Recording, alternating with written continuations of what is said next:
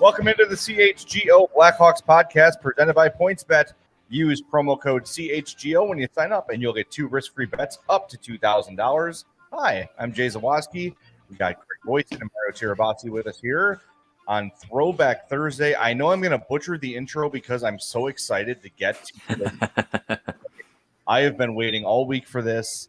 I am so excited. So real quick, make sure you're following the show on Twitter at CHGO_Blackhawks. Make sure you're following the three of us on Twitter. I'm at Jay Zawaski. He's at Greg Boysen, and Mario is at Mario_Tirabassi. What else?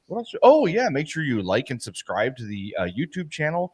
Smash that like button. Yeah, smash it. Do it. And wherever you get your podcast, hit that subscribe button. And we would really love a 5-star review on Apple Podcasts. If you want to do us a nice little favor towards the end of the week here, that would be a huge benefit to us and to CHGO. Those things are like gold for podcasters. So it is Throwback Thursday.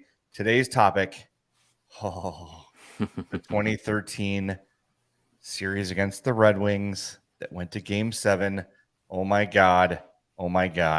Probably, we're going to get to it. My favorite single moment of the Dynasty happened in this series. Yeah, I think outside of a cup clinching goal, probably the best goal of that run. Like, just the timing, the person, the significance behind it. Fantastic. We'll get to it. We're talking about Michael Frolik's penalty shot, right? Yes, exactly. Okay. That's my favorite GIF of the Dynasty era. Yeah, the original was fantastic, and then whoever inserted all the musical instruments. Have you ever seen that version of it? That one is great. Like the accordion. Yeah, and like Henrik Zetterberg's got a tuba for some reason. It's fantastic. I don't know who did that, but they need to be in like the Hockey Twitter Hall of Fame. Yeah. Well, I just want to see like we should find the person that made that. It's probably impossible. But when you saw that, what inspired you to put, old time like ragtime band instruments in the hands of the Red Wings? The person who did that is probably an NHL GM by now. Yeah, probably. Oh, yeah. Kyle Dubas. Yeah, that's what he did. He doesn't like fun. All right, it was Kyle Davidson. He's a miserable bastard, and you can't blame him. He's the GM in Toronto. What are you going to do? Well, Throwback Thursday and all of our Blackhawks history stuff, that is Greg's baby. And he's going to have a new post this week in Blackhawks history coming out after this episode airs live. So, in the afternoon on Thursday, every Thursday, you're going to get a look at the week ahead in Blackhawks history. And they are, Greg, last week you published yours. I'm like, this is a Bible. This is in-depth as hell. I'm seeing names I haven't thought of for years. So make sure you're on allchgo.com. Cool. And check that out after the show. Go big or go home. I love I love history. I love hockey history.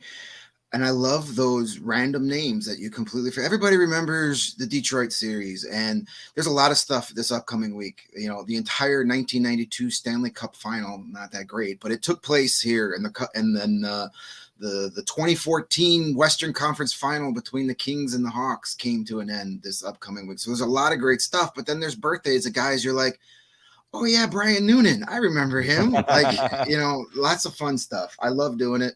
That'll be out later this afternoon, and we'll do some fun stuff on Twitter as well to celebrate a lot of these anniversaries. And we're going to do that. I'm going to keep doing that every week, even when we get into the season. Wait till, we get into, November and December when there's lots of actual stuff to talk about. Like, pretty much these first ones are like, hey, remember these 2 playoff runs because they don't play into June very often. No. Right, yeah.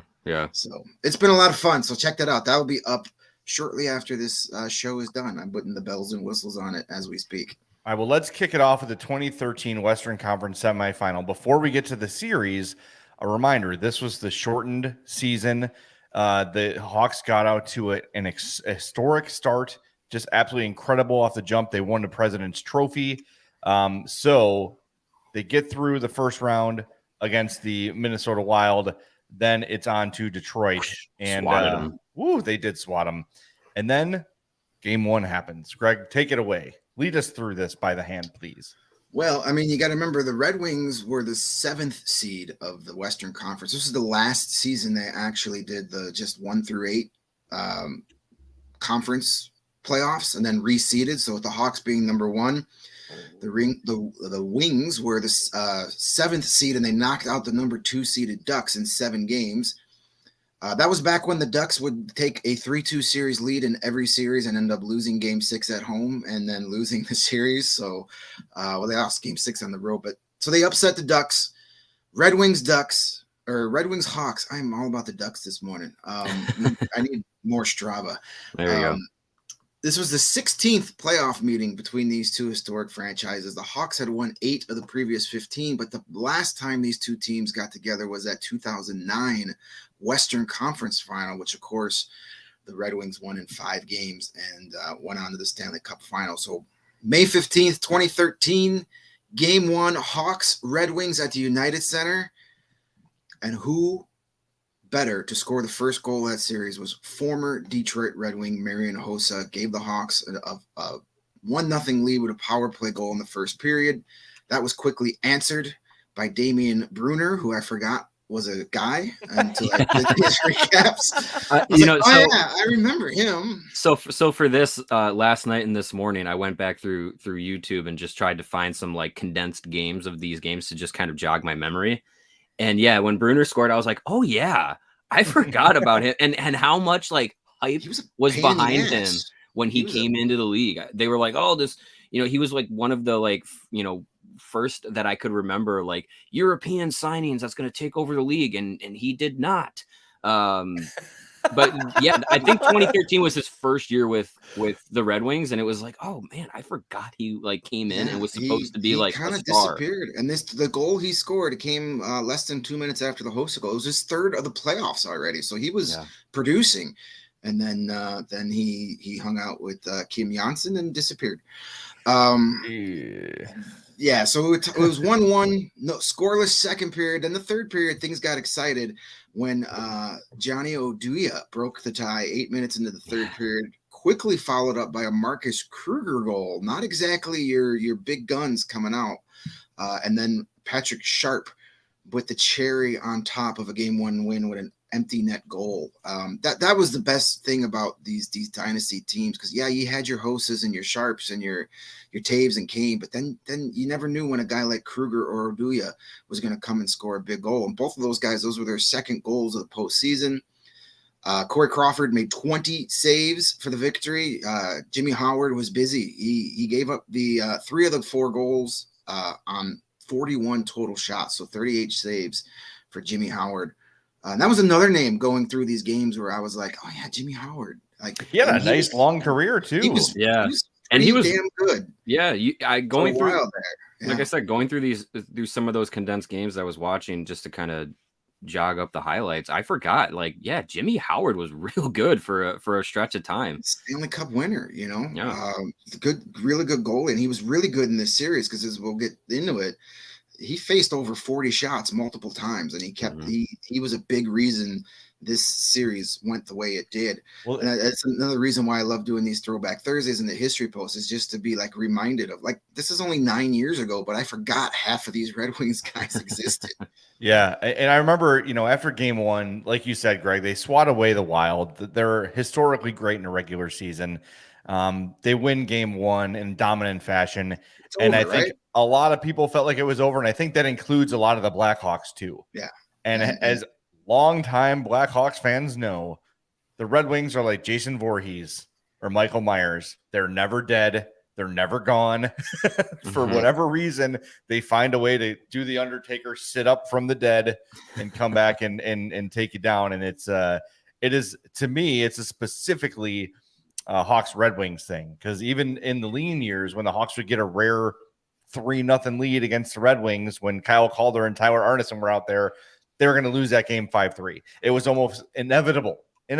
So we'll get to it, but that's why, to me, this series in particular stood out so much, because of the symbolism behind it.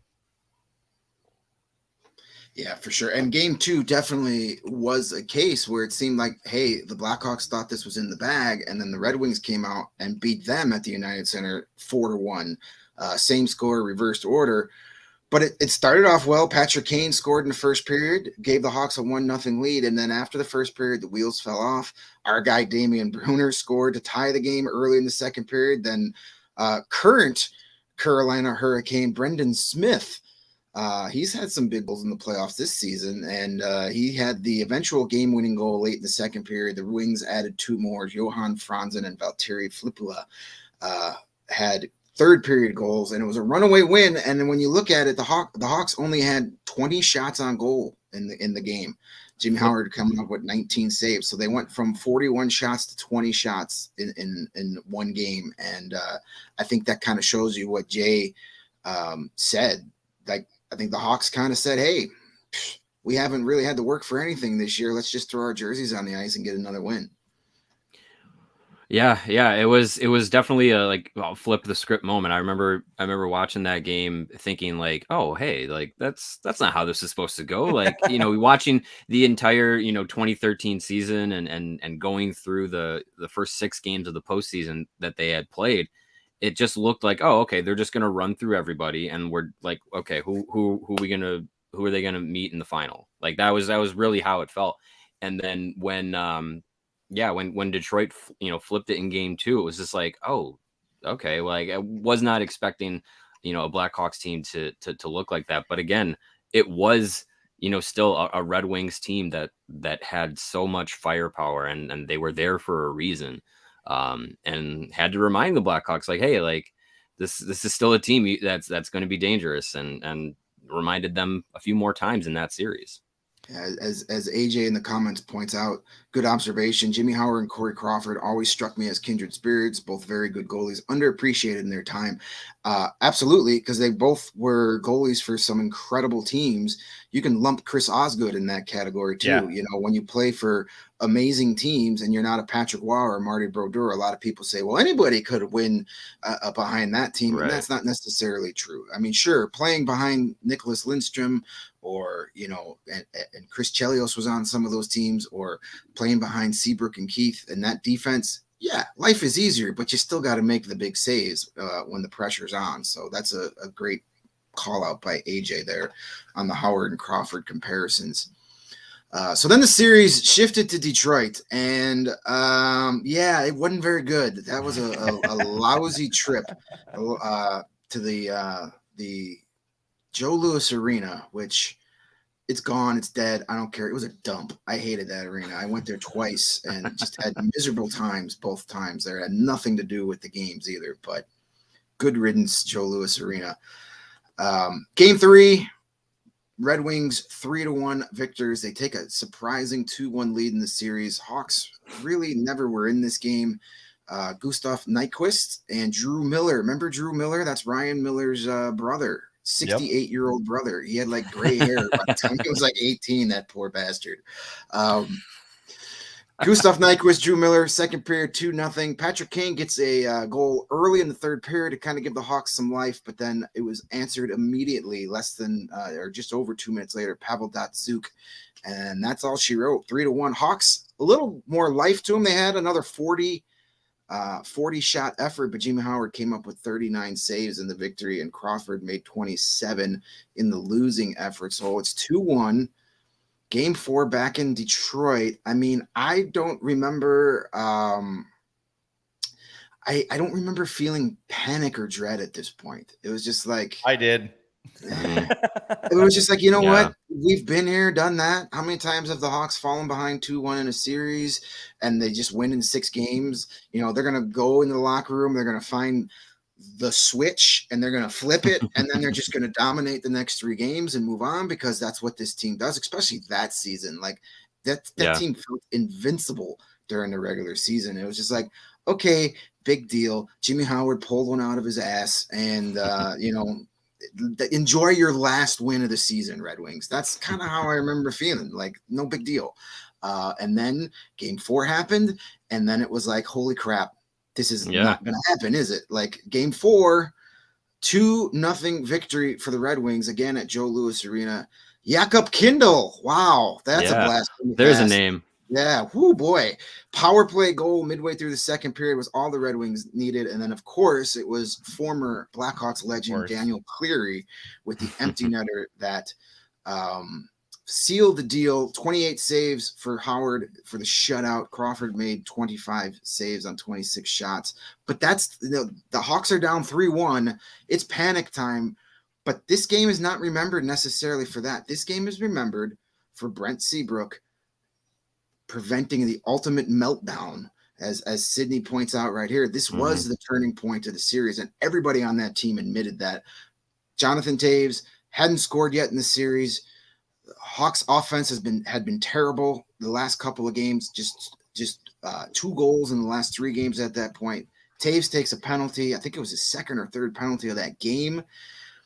I think it was third. Yeah, I mean, he's just having an awful night, and he is having a Jonathan Toews meltdown. We've seen it, but this was like on steroids. And Brent Seabrook skates over to the penalty box, opens the door, kind of puts his his head on his head, and kind of just whispers in his ear and just says, "Hey, relax." And after the game, Seabrook said, if the rest of the group sees him going like that, it's going to trickle down, and we need him to be focused. We need him to be ready. And yeah, they lost that game, but that was a huge thing. And I think that shows the value of Brent Seabrook. While Jonathan Toews still wears the C on his sweater until further notice, Brent Seabrook was the real captain. That was the guy. Yep. That was the guy that, like, while Toews got the title and he got to yell at the referees, it was Seabrook the team gravitated to. I'm not taking anything away from Jonathan Toews saying he's a bad captain, but it was Seabrook when that team needed the kick in the ass. Was the guy that in the locker room did it. He was the guy that those players looked to in these moments to pull him up. You could always hear he had a bit of like a high pitched, when he would talk loud, it was a little bit high pitched, like, "Let's go, boys." It would stand out in the it wasn't that high, but it would stand out in the locker room. And if I know not everybody has locker room access, but if you go back and watch any of those documentary DVDs the Hawks put out after the championships, got all 3 of them. You get that access, and you see Seabrook is that guy. He's greeting everybody at the door on the way in. He's the last guy out. He's fist bumping everybody. He's the vocal leader of that team. And for him to literally go into the penalty box and do like the airplane, like the shaking and the slapping in the face, of Jonathan Toews, like, dude, get it together. Like, we need you to win this series, and you cannot be in here pouting and slamming your stick and taking penalties because things aren't going well. This is what a true captain rises above moments like that. He doesn't fall apart in those moments. And that's Brent Seabrook saw. This dude is falling apart right now. I need to go in there and put him back together one way or another.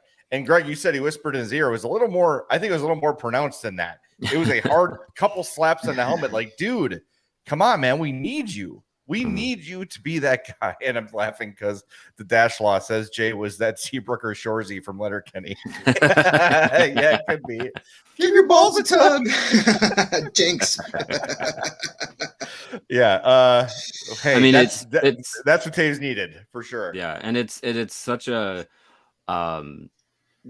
valuable part of that run is how many players like that, like Brent Seabrook, that they had that were like, you had Jonathan Toews, Patrick Sharp, Duncan Keith, all wearing the letters, but you also had Hossa and Seabrook and Kane, and at time, different times you had Dave Boland and John Madden, and like you had different guys who could step up and be leaders, and you had tons of players who went on to different teams or came from other teams that were in leadership roles. And that run that the Blackhawks had, they had so many guys that were just like, oh, they could have been a captain. They could have been captain. They could have been captain. It was just just the voices and leadership of the locker room was just like, you could point, to a dozen different stalls and say, yeah, this guy's gonna lead us tonight. This guy's gonna lead us tonight. It's just such a valuable aspect to that team, and something that's very hard to replicate in the league.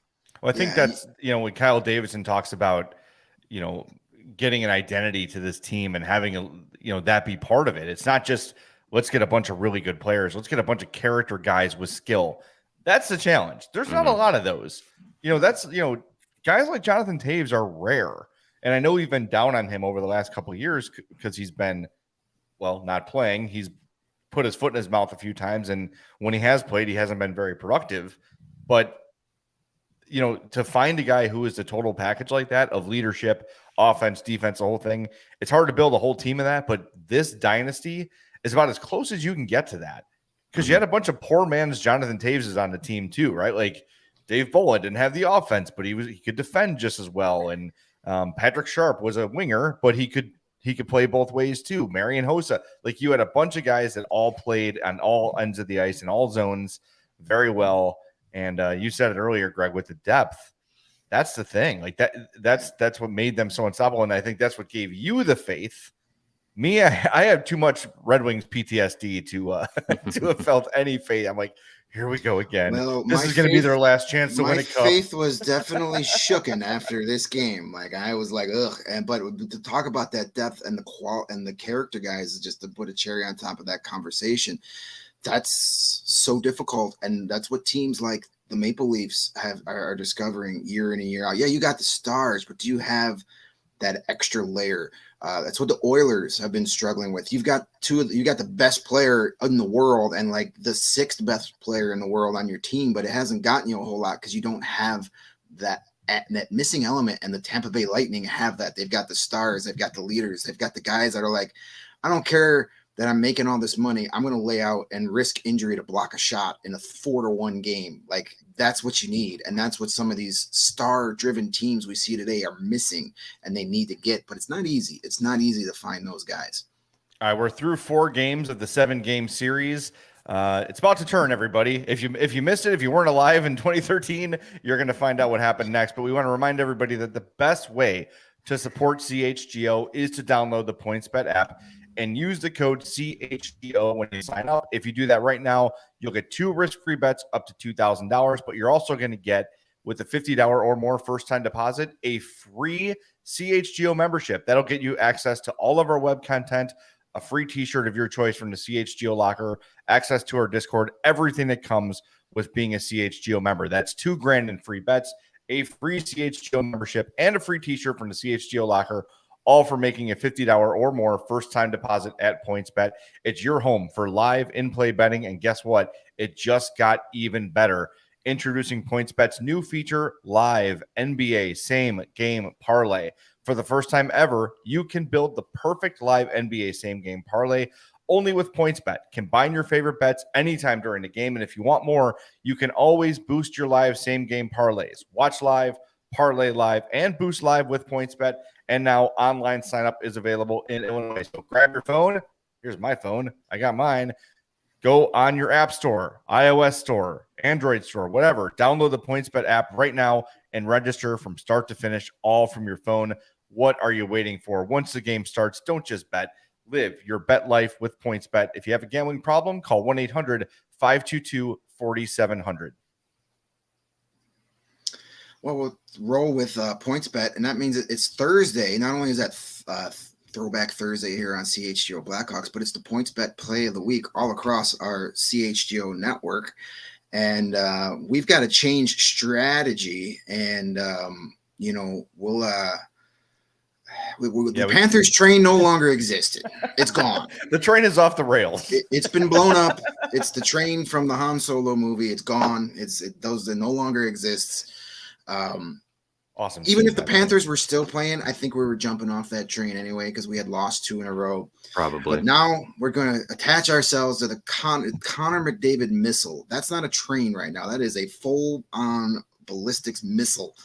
Our PointsBet play of the week, I'm putting an anytime goal plus 135 Connor McDavid. Those are tremendous odds for Connor McDavid. He didn't score a goal last game, which means he's scoring like 9 tonight. So Connor McDavid plus 135 is the official PointsBet play of the week. But there's a second one to that, because if you log in your PointsBet app, you're going to see there's going to be a little extra $5 bonus reward there. I'm not sure the reason why, but hey, you're going to get a courtesy of PointsBet. Right. Hey, it's free $5 you can play with. I think it's only good for today. I took that $5 and I put it on Connor McDavid scoring the first goal of the game at plus 1,000. So if that thing pops up, it's a $55 payout on my $5 bet, which is not even my money. So even if he doesn't score the first goal, oh well. Yeah. Thanks for giving me a little bit of entertainment tonight. So Connor McDavid, we're jumping the Connor McDavid missile plus 135 anytime goal scorer. And I say use that extra $5 you got and put it on the first goal of the game being scored by McDavid at plus 1,000. That is a very tempting bet. Yeah.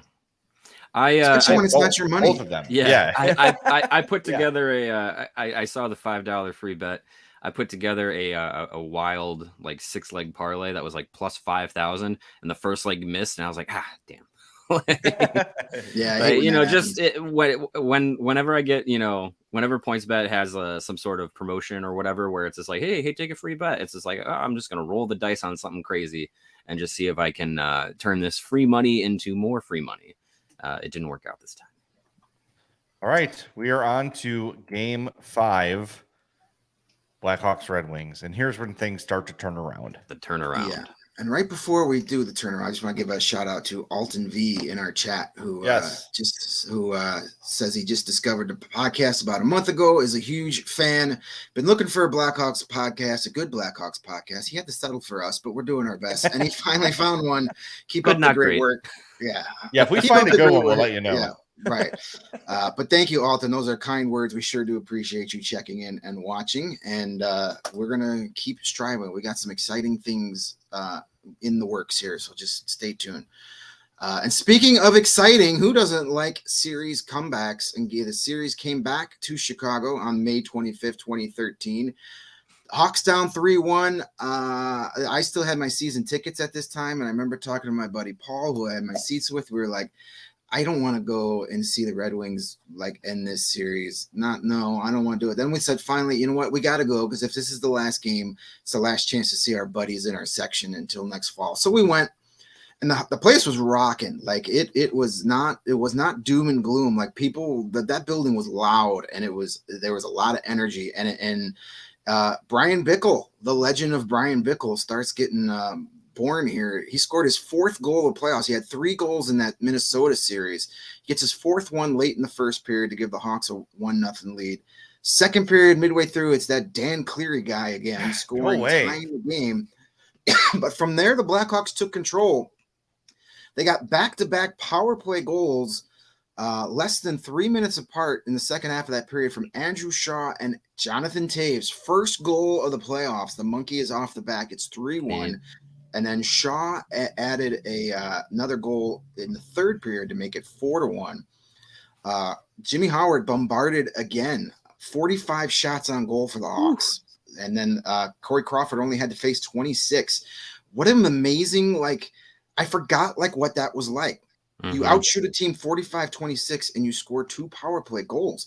We haven't seen that here in a long time. That used to be the norm. Yeah. That used to be what we did. The Hawks, especially that season, they always had the damn puck. And we forget now, it's the exact opposite. They never have the damn puck. It just, you get spoiled and you take those things for granted. How are you guys feeling after this game? I know, Greg, much better. I was still a ball of nerves, man.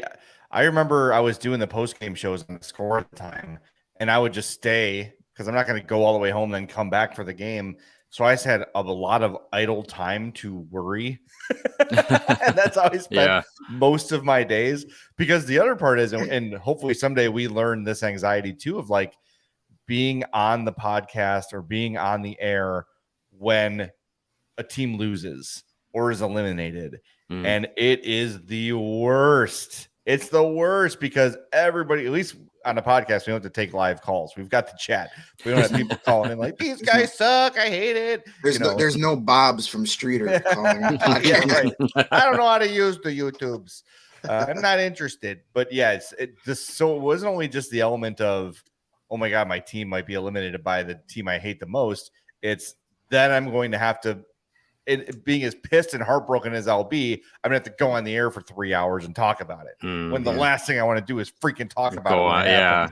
Yeah. That plays a role. But I cannot wait to get back to that time where the three of us look at each other like, I don't want to talk about this after they lose. I would much rather, have constant, just sinking feelings in my chest and gut all day, just waiting for like a 7:30 puck drop, just like, oh, I can't take it. Like I you have to think about, things to distract your mind from being like, oh God, they gotta, it's an elimination game or a game 7 or something. I would much rather have those feelings back than just being like, well, Blues and Avalanche play tonight. I guess that'll be kind of entertaining. Like, it's start of the night, Sam Lafferty again. Right. Yeah. Also we don't want to talk about losses these days just because we're tired of talking about losses, not because we're mad or defeated. Mm-hmm. I look forward to the day the three of us could be at the CHGO offices and watching a game, and the three of us can be like Matt Peck and Big Dave watching a Bulls game. Yeah. We just sit there and go, is it over yet? Having the emotional investment back in the game is I miss a big, that. big part of it. While the Stanley Cup playoffs are still super fun to watch, but man, when you got that, like, when you take years off your life expectancy because of a game, I miss that. This I look gray forward spot. to that again. This was 2010. This one is 2013. Over here is 2015. Yeah, there you go. And then the rest is my daughter. That'll do it to you. Yeah. This is all. I don't know. Anywho, game 6. Like, as you asked, like, I was feeling kind of confident. I wasn't feeling dreadful, but I was still very nervous. I knew game 6 winning in Detroit was going to be hard. They hadn't won there yet. I felt if they obviously they have to win game 6, but I felt if they win game 6, there's no way they're losing game 7 at home. So this was the series for me.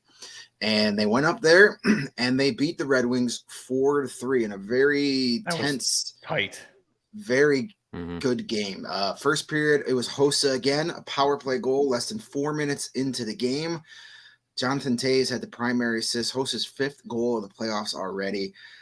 You felt good, but then just before the end of the period, just over a minute left, another guy completely forgotten existed. Patrick Eaves scored his first goal of the playoffs to tie the game, assisted by Drew Miller and Brendan Smith. So you talk about your role players stepping up in a big game. That right there, that's not your Datsuk and Franzens. That's your guys, your fourth liners coming up with a huge goal.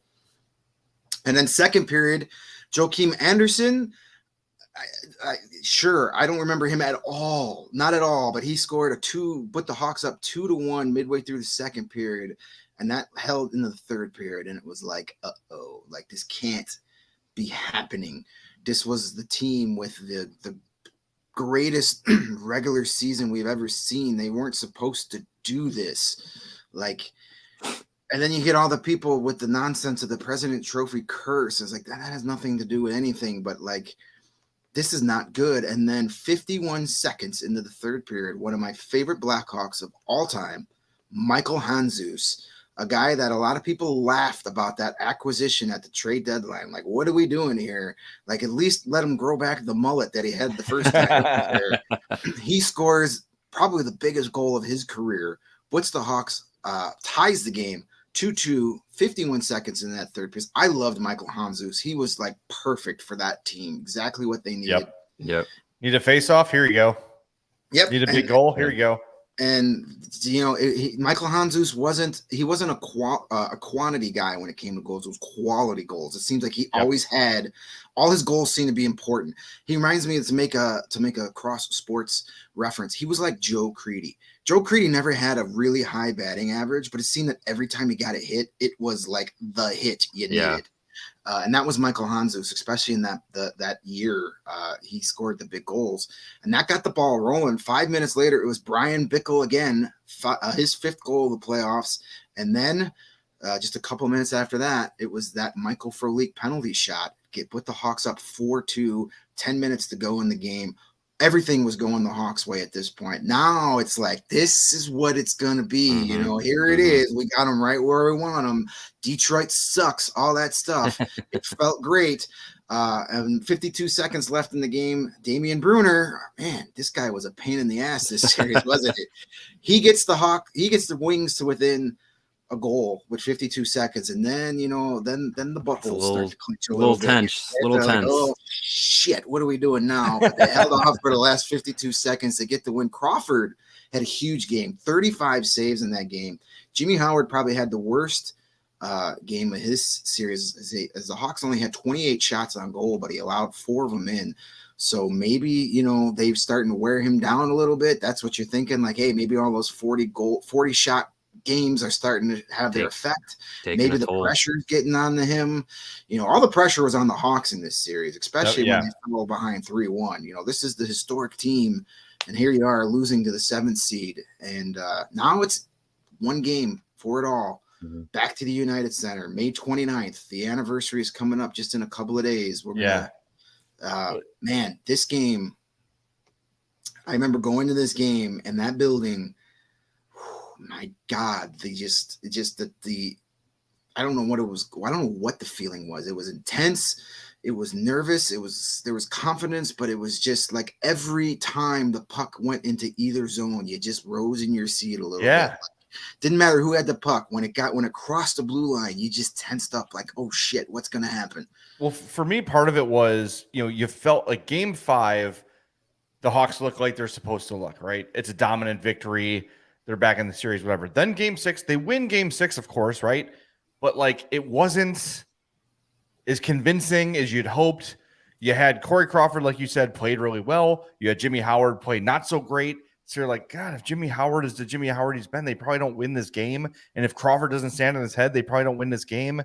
And then it's like, Detroit's this team with all this experience, right? Not that, and the Hawks won a cup in 2010 before this, of course, but game 7 all day was just nerve-wracking. Mm-hmm. I was pacing downtown, just walking back. Like, I went and hung out in the Blackhawks store for like 45 minutes. And I'm like, "Are you okay, sir?" I'm like, No, I'm not. I'm not really okay. I need an adult. Yeah, like maybe if I buy something, it will be karma. I don't know. I just didn't know what the hell to do. It was just the most.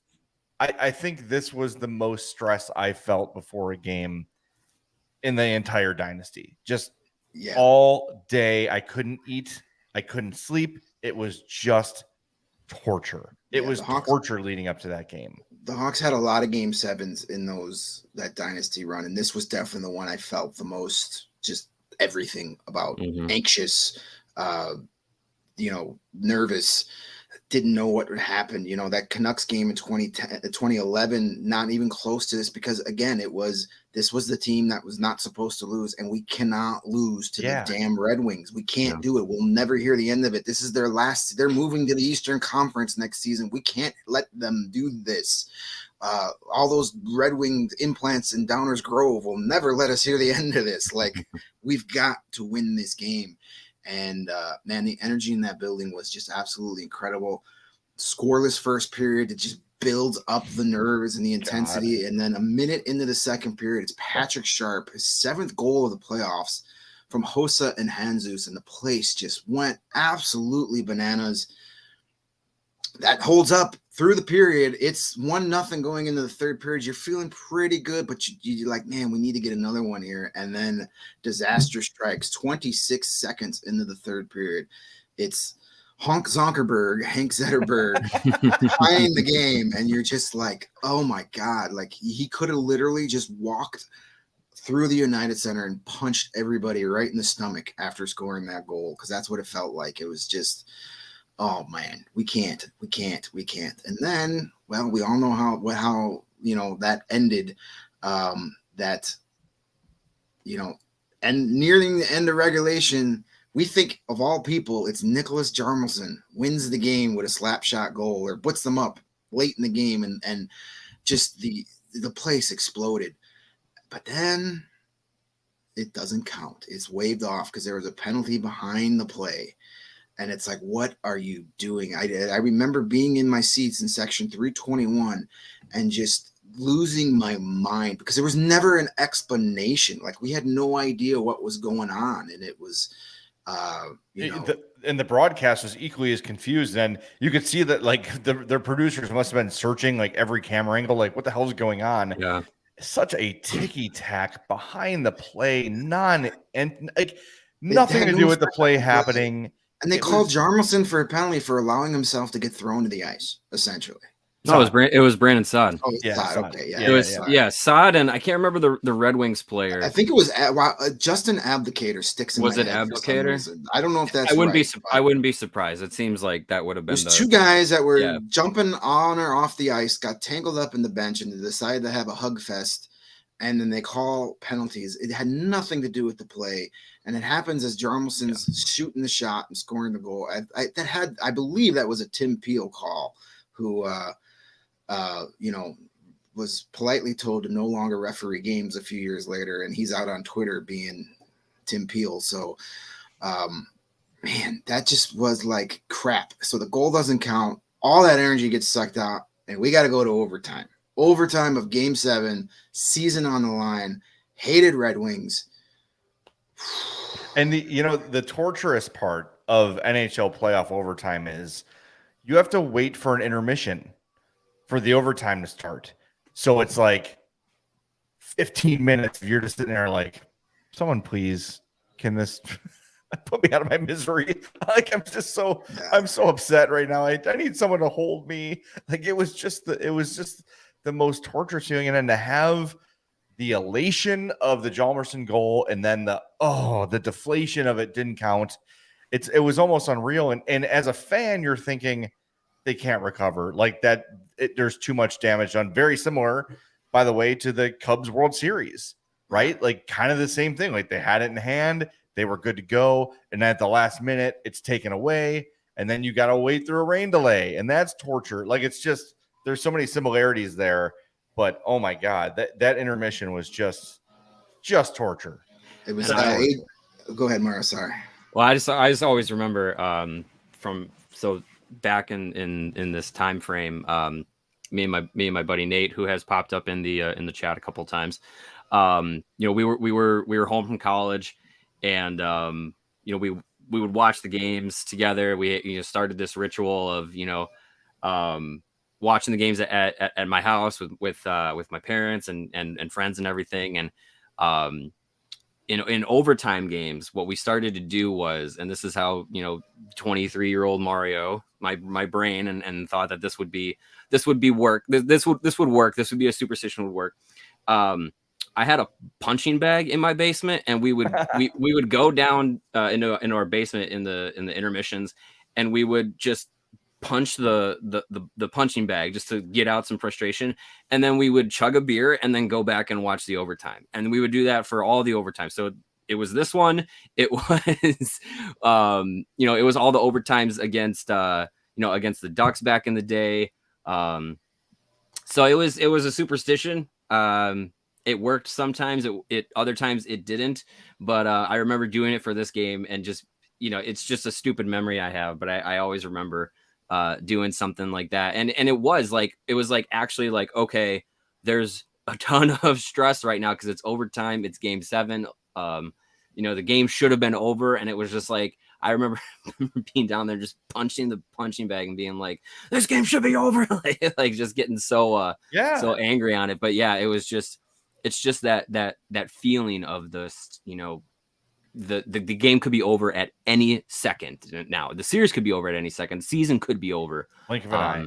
And it was just, it was. I just have that memory of being at my parents' place watching the game, and it's just, it was just crazy. When I think, when I talk about what we're about to talk about being my favorite memory of the Dynasty is because of that suddenness of it, right? The Hawks won their cups all in Game 6s. So even if they had lost those games, they still had another chance to come back and win the cup, But this one was, if Pavel Datsyuk or Henrik Zetterberg gets a puck and shoots it and it hits a skate and goes in, it's over. Mm-hmm. It's over in this great series, in this great team. They get off to an incredible historic start, and you don't know another cup is coming in 2015, right? With the uncertainty of the hard cap, you don't know who's coming, who's going, etc. It kind of felt like, if not now, it's never going to happen again. And it was just a second away from all being swept away like that, especially you're win game one convincingly. Then you're down 3-1, right? And then all of a sudden now it comes to Game 7, and not just that, overtime in Game 7, and not just that, the dragon you haven't slayed in the Detroit Red Wings, who have been a thorn in your side for the better part of 20 years. It was just Oh my God. The stress of this overtime was insane. That's why I'm very glad it did not last very long. Yes, this is true. And as AJ corrected me in the comments, it was Stephen Walcom that made the back call, not Tim Peel. I get my bad referees confused. I'm sorry. It's easy to do. My apologies, kind of, sort of, to Tim Peel. Walcom was also. What was he? He had a run there where he made some really atrocious calls, and they were like, "Yeah, we're not going to let you on the ice anymore." Wasn't he in the Blackhawks Yotes series the year before and had a terrible call? Like he didn't call a penalty on Torres or something? That sounds right. Or maybe he was the one that made the charging call on Andrew Shaw when Mike Smith completely flopped. Yeah, it might have been something. You're right. No, it was Stephen Walcom. I got to find an old tweet here from Chris Cook. There you April go. 25th, 2012. NHL, quote, punishes referee Stephen Walcom for missing Rafi Torres' hit on Marian Hossa by letting him work Game 7 of Caps Bruins. So there was no punishment at all. But totally missed that call. Yeah. Then they made him the head of officials, I believe, afterwards. Like, wow, you're the worst guy. Who better to run the whole group of you? It's like the player safety thing we talked about. Yeah, it's a trend in the NHL. Exactly. Who's the most violent bastard we can find? You're the head of player safety now. Congratulations.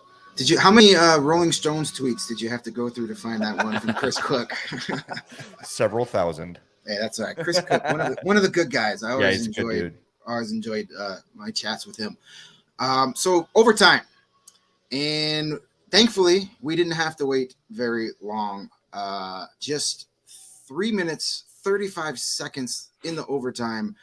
Brent Seabrook gets the puck at the blue line, and for whatever reason, nobody in a white jersey decided to go anywhere near him. Yeah. He could have literally taken off his skates and walked into the shooting area and shot the puck. Shoots what you're just like, okay, wrist shot, and then Jimmy Howard just can't grab it. It somehow gets by him. It wasn't the prettiest thing in the world, but God darn it, it felt so good.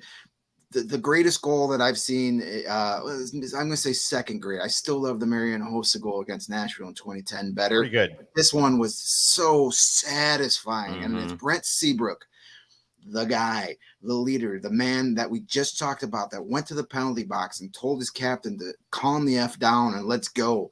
And it's so you couldn't have written a script better that it's Seabrook that scores a goal. And then you look at the two guys that got the assists on that play.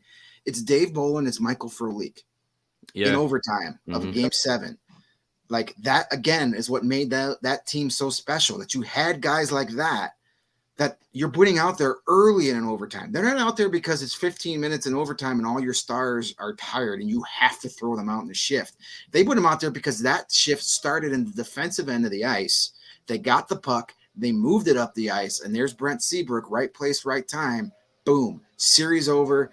I believe Lawrence has the famous picture of Brent Seabrook shouting to the heavens. That was also that was every Blackhawks fan. It was an amazing moment. Yeah. It is burned into my memory as a Blackhawks fan. The jubilation in the crowd that night, just walking out and high-fiving and hugging strangers and just it was amazing. It was absolutely amazing. And it was like when the Bulls finally beat the Detroit Pistons. It was like, the Hawks had won in 2010, but all we heard from Red Wings fans was you didn't have to beat us. You didn't go through us. At that time, the Red Wings were just on the end of they were just about ready for their down tick, but they were still the standard for so many years. They knocked us out in 2009. And it was so nice to finally, after all those years between the 90s and the early 2000s and up to 2009, when they were dominating the Hawks, and we had to take it on the chin from all the Red Wing fans that lived in the Chicago area, either, people that moved here from Michigan after college or people that just, jumped on the bandwagon because the Hawks were bad. We finally could be like, yeah, now we beat you. And now we're going to move on and now get out of our conference. Get out of here. It's a great way to go to the East, you bums.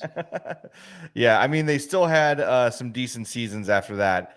But then, the collapse began really like 2016, 2017 is when it started really going downhill. So there's your timeline, Hawks fans.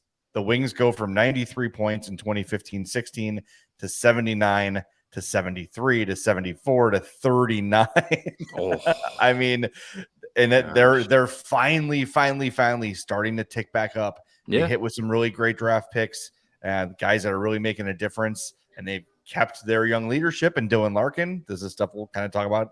We talk about DeBrincat and things like that as the offseason goes on, but these rebuilds take time. Speaking of Dylan Larkin, real quick, did you see he changed agents? No. Yeah, changed agents, and he's negotiating an extension this summer, or is potentially negotiating an extension this summer. Changed agents, so that's interesting for a Red Wings storyline to watch. Yeah, see what happens. He's one of those guys that it goes to show that patience when it comes to your young players, because I think there was a lot of times early in his career where Red Wings fans were just like, I don't know about this guy. Yeah, he's fast and he could score, but I don't see the consistency. And there was a lot of, hey, can we trade this guy? And now he's their captain and just a fantastic player. So patience goes a long way when you're trying to do it the right way. So keep that in mind over the next 4 or 5 seasons. Yep. Yeah, I mean, and you talk about a guy like doing it himself. You know what I mean? Like for a long time, for a while, he was basically it. Mm-hmm. Him and Anthony Mantha, they were the two young only attractions for the Red Wings. But they're going back in the right direction. Took some time.